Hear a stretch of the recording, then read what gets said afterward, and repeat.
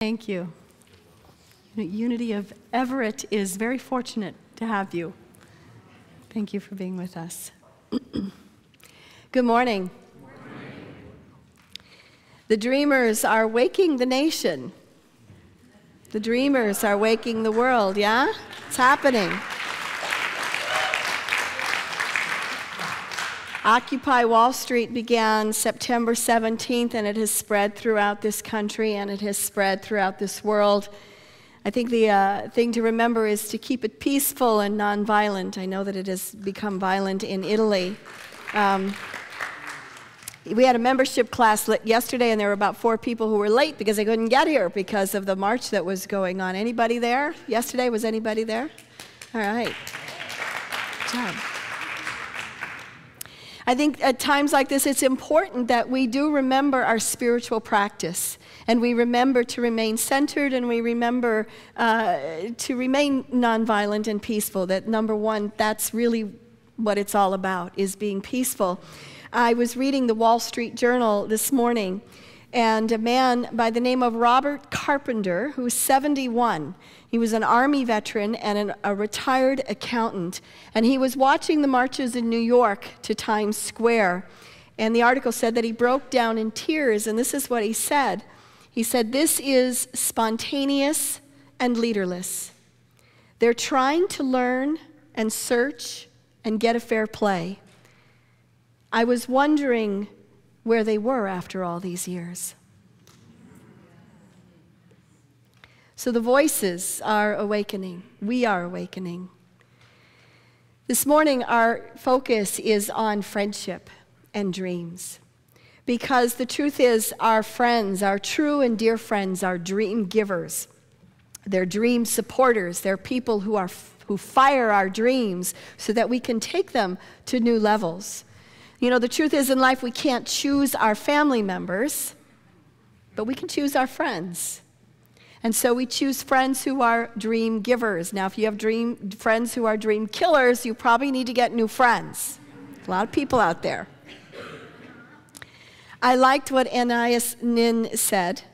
She said, "Each friend represents a world in us, a world possibly not born until they arrive, and it is only by this meeting that a new world is born." Have you felt that with your friends? That when you meet a new friend or an old friend, that there's this world that you are invited into. There's a world that you're connected to that didn't exist until you connected and became friends and ventured off into this world. And I think that that's one of the reasons that it is so difficult for us when one of our friends dies, because it seems to me like when one of our friends dies, there's a part of our story that goes with them. There's a part of our life's experience. It seems to move to the other side with them.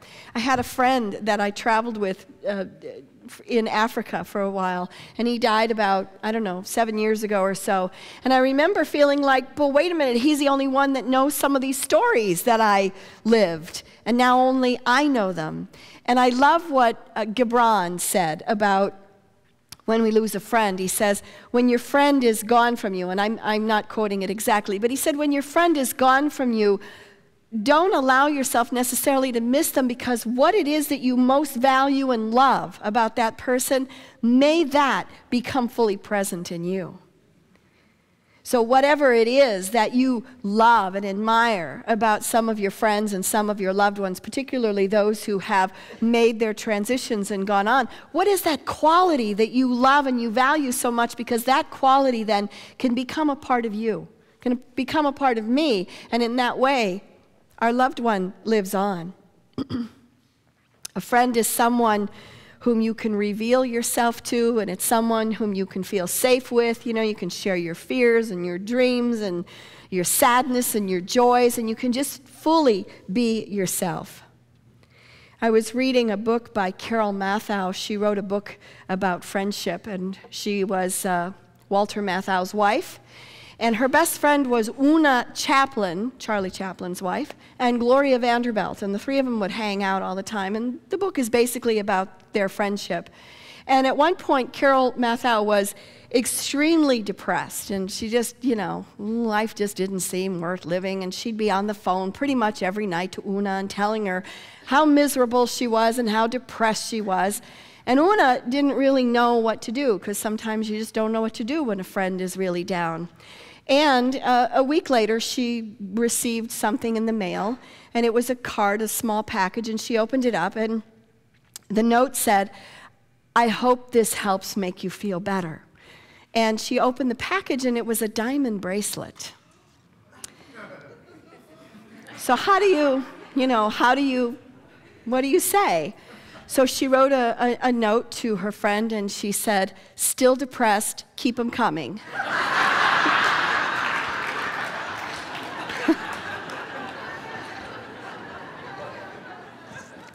And that's the kind of thing we can say to our friends, isn't it? It's the kind of thing you can just, There have been famous friends throughout the years who have been dream givers.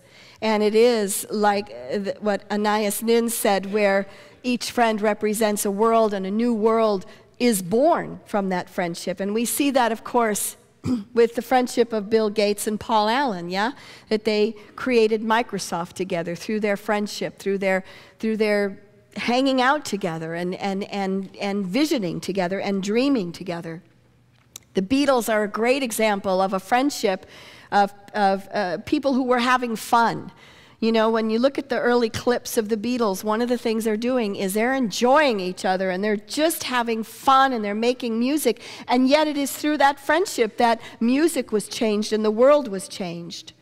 Ben Affleck and Matt Damon, they wrote a screenplay together, Good Will Hunting, when they were young. I mean, really young. And they remember when they won the Academy Award, they even brought their moms to the Academy Awards with them. Another friendship is that between C.S. Lewis and Tolkien. They both read lots of myths and fairy tales and stories, and they felt that some of the stories that were important were only being shared with children, and they both felt that we needed stories more of a mythical level for adults as well. And so C.S. Lewis created the world of Narnia, and Tolkien created Middle-earth and the Lord of the Rings. And they were friends, and they would talk about the work that they were doing and the writing that they had. And in fact, they actually decided in 1936 to divide up the territory. They decided that Lewis would take on space travel and Tolkien would take on time travel. And Tolkien never got around to doing that because he was so immersed in Lord of the Rings. But C.S. Lewis wrote Perelandra and Out of the Silence, Planet, and That Hideous Strength, which was a part of the deal that he made with his friend. So from this friendship created this incredible literature that has served not only their generation, but our generation and future generations to come. Thomas Jefferson and John Adams were great friends, and their dream together helped create the Declaration of Independence and our Constitution, that they had this great dream. And they were great friends, and they ended up being rivals and probably even enemies for a while. And at the end of their lives, they renewed their friendship through letter writing and corresponded frequently and rekindled that which they had lost. In fact, John Adams' last words on his deathbed were, "Thomas Jefferson still survives." But in truth, Thomas Jefferson died on the exact same day. It is said that the letters that were being delivered to the announcing of their deaths, that the horses passed each other on the way. And they both died on July 4th. I believe it was the 50th anniversary of the signing of the Declaration of Independence. Very interesting. We have lost a great giant in the last couple of weeks, a genius, with the death of Steve Jobs, the creator of Apple and all the amazing products that we have that are a part of our life, the iPod, the iPad, the Mac, and all of that. And I wanted to share with you just a piece from him that he shared at a commencement address. I also want to say that my stepdaughter felt like she has developed a relationship and a friendship with her Mac computer. I'm a Mac person because it feels like I'm smarter and more creative when I'm working on a Mac, you know. And I told my stepdaughter this because she hadn't needed a new computer, so I took her to the Mac store. I go, you really want a Mac? You want a Mac? So she said, I don't know. I go, yeah, no, you do. So she finally got it, and then 3 days later, she called me up and she goes, I have a new boyfriend, and his name is Mac. She said, I'm actually in love with my computer. This has never happened before, but Steve Jobs has blessed us in so many ways through his genius and really kind of being friends with the computer and stuff. But anyway, he said this at a commencement address. He said, because he knew that he was dying, he knew that he had pancreatic cancer, he said, remembering that I'll be dead soon is the most important tool I've ever encountered to help me make the big choices in life. Because almost everything, all external experiences, all pride, all fear of embarrassment or failure, these things just fall away in the face of death, leaving only what is truly important. Remembering that you're going to die is the best way I know to avoid the trap of thinking that you have something to lose. You are already naked. There's no reason not to follow your heart. So Steve Jobs was a dream giver, yeah? And he was, in his life, through his example, was encouraging and showing us how we can manifest our dreams, to just go for it, to follow your intuition, to follow that dream that is calling you. I have been blessed with many wonderful friends through my life. I have friends from my old neighborhood and from high school and ministerial school and the different places that I've lived. And I was in Iowa last weekend, in Ames, Iowa, because one of my godsons was getting married, and I co-officiated at his wedding in a big Methodist church, and it was a wonderful wedding. And his mom and I have been friends since high school, since we were 16 years old. And even though we live 2,000 miles apart and, you know, maybe see each other once a year, if that, we communicate pretty frequently, almost daily, actually, via email. And she's one of those people that just shows up for me when I need her. When my mom died in '97 and I came back for the funeral, she lived in Galesburg at the time, Galesburg, Illinois. She drove into the city and she got a hotel and she just came and said, you know what, I'm going to sit in the back of the room. If you need me, I'm here. If you need to talk, I'm there, but don't worry about me. You don't have to take care of me. I'm just back there. And she sat there for the whole 2 or 3 days, however long I was there, and then she left. When my son was in Chicago going to school, he thought he knew, he thought he had an apartment, and he didn't. 2 weeks before school starts, he's like, Mom, I don't have any place to live. And I called my friend, and she's like, I walk dogs, and there's 8 apartments for rent by Wrigley Field. Got him an apartment. So for me to go and support her and be with her son was important to do that. So we drove from Ames to Chicago after the wedding, and she was dropping me off at another friend's house. And it's a 6-hour drive, and as friends do, we just talk the whole way. And both of us are the same age. We're about 2 weeks apart. And we're looking at our Saturn returns, for those of you who are astrologers, and or at least looking at Act 3 and what's that going to look like? What is that being called? And what kind of ritual do we need to bring into our lives to mark this moment? And what is it that we want? And one of the things that I know is that if we're doing what our soul wants us to be doing, then it's like the universe gives us a push in the right direction. But if we're on the wrong track, then it kind of knocks us off. So we were talking about this experience, and she said, really who I am at the core of my being is a writer. She writes screenplays. She goes, it's not how she makes her living, but it's what she loves to do. She says, at the very core of my being, I'm a writer. And I said, great, that's wonderful. I see that for sure.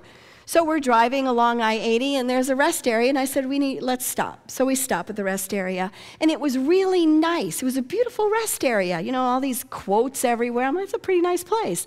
And then I noticed people were taking pictures outside, and I went outside to look at what everybody was looking at, and there, in front of the rest area, was a 1-story tall pen, writing pen, a fountain pen. And I thought, oh my gosh. And it had like black ink pouring out of the bottom onto the concrete. And when you went into the rest area's place, it had a spiral thing with a quote on it that said, "From the east of my youth to the west of my future." So that you could just sort of walk from the east of my youth to the west of my future. And I thought, what a great ritual that is right there in the rest area. So when she came out, I said, you need to go outside and you need to look at what's in front of the building. And she's like, what? And we looked, and it was a giant pen, of course. And so both of us walked the path from the east of my youth to the west of my future. And what happens, I think, when we're with our friends and we're speaking from our soul, we're speaking from that real deep place. It's what Jesus meant when he said, when two or more are gathered in my name, there am I in the midst. And that's when miracles happen. That's when synchronicities happen. That's when Bill Gates and Paul Allen come together and create Microsoft, or Tolkien and Lewis come together and create Narnia and Middle Earth, that there's something magic that happens. And so I took her picture in front of the pen, and I said, I think the universe is giving you a message here. I mean, hello, I-80 at a rest area in Iowa, and the whole place is dedicated to authors, and there's a little marquee going by with one quote after another from some wonderful writer that was amazing. So those experiences are not accidents, and those are the kinds of things that happen when we're with our soul friends, when we're with people who are really connected to us. So if a friend invited you here today, it's because they found something here in Unity that spoke to their souls. We had a membership class yesterday, and what is always amazing to me is to hear people's stories about how they ended up here. And what I hear over and over again is, I felt like I came home. I felt like, oh my God, finally I'm in a place where people believe the same thing that I believe.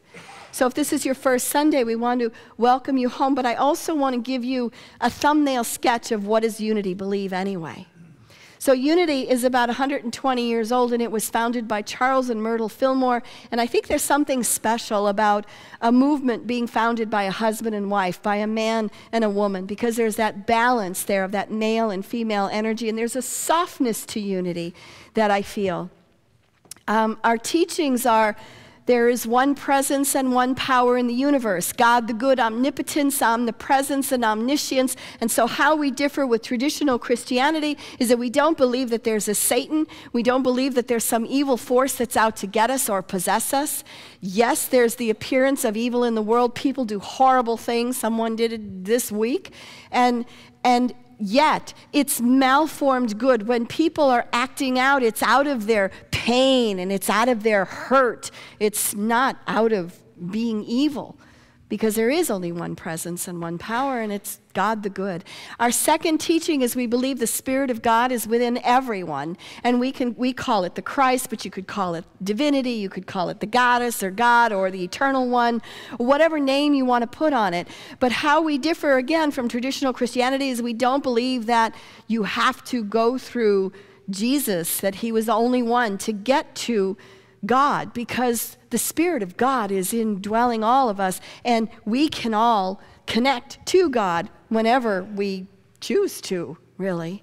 Our third teaching is that we believe in the law of mind action, that our thoughts, that our words, that our feelings manifest in the world and bring our world into reality. And so when we see the marches and the Take Back Seattle or Take Back Wall Street or whatever it may be, we see this coming together in mind, all of one mind. We're strong believers in the power of prayer and in meditation. Unity has the oldest and longest running prayer ministry. It's over 100 years old. You can call it 24 hours a day and ask for prayer. And so prayer is speaking the truth. It is affirming that which may not appear to be real at the moment, but calling that in. And meditation is listening to Spirit. And we also believe that it's not enough to know stuff. that we actually have to practice it. And I like the word practice because with practice means you don't have to do it perfectly, right? I mean, you can try it, and if it doesn't work, oh well, I'll try it again. And so that's what's really neat about a spiritual community, is because when you or I or any one of us practice a spiritual principle, it lifts us all up so that we all can experience it and try it. So whenever you pray and speak the word for someone, whenever you tithe, whenever you meditate, whenever any one of us practices these principles, it kind of becomes a laboratory for all of us to try it and say, hey, was what Jesus talking about true? Was it real? We're putting the rubber to the road. There are a lot more teachings within Unity other than that, which is why we have metaphysics classes and others. You know, Charles Fillmore believed in reincarnation. He thought he was the reincarnation of Paul, but it's not a dogma of ours because we don't have a lot of dogma. So I invite you to stay for breakfast today, to stay and have the organic brunch, to make a new friend or bring your friend with you downstairs and to connect with this spiritual community. Again, Anais Nin said, each friend represents a world in us, a world possibly not born until they arrive. And it is only by this meeting that a new world is born. So I invite you to support your friends' dreams, to be a dream giver, and to ask your friends to support yours. That's one of the things that we'll be doing on Saturday. There were many dream givers, Tolkien and Lewis, Gates and Allen, Lennon and McCartney. So what is the dream for the world that wants to come through your friendships, that wants to come through your community? Because what's happening right now is that the dreamers are waking the nation, and the dreamers are waking the world. It is so.